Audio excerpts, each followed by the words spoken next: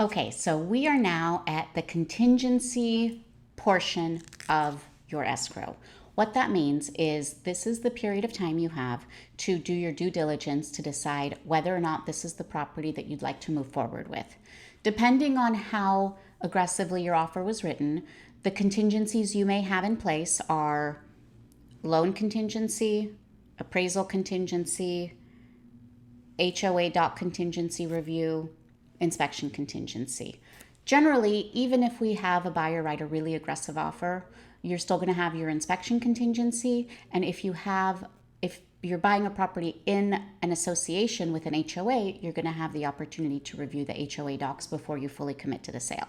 So your contingencies are things that must be satisfied before we can move forward with the sale. And if there's something not satisfactory that you find during this due diligence period, you can back out based off of that contingency. So let's take your inspection contingency, for example.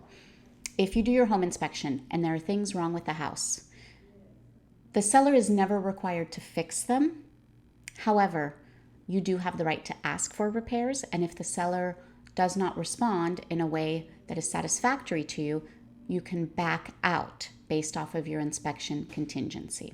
So the cure is cancellation. There's no way to force a seller to do something that you'd like them to do. Per the contract, properties are sold as is in their present physical condition as of the date of the offer, unless otherwise agreed upon in writing. And that writing is the request for repairs and the response to the request for repairs.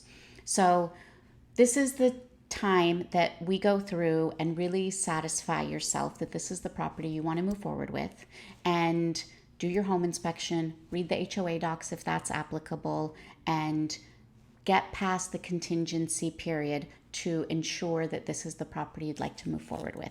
Once that contingency has been satisfied, whether it's your inspection contingency, whether it's your loan contingency, getting your final loan approval, whether it's an appraisal contingency, the appraisals come in, it's at value, you release those contingencies with me in writing on a contingency release form.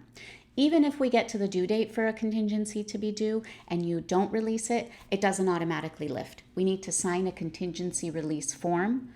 If we don't, the seller can issue what's called a notice to perform that says, hey buyer, you need to take this contractually obligated action and perform, otherwise removing this contingency that's due, or the seller reserves the right to cancel. So let me know if you have any questions on this. I'm happy to explain all of this in person. Just wanted to give you an update to where we are, what the next steps are, and I'm here with you every step of the way. Thank you.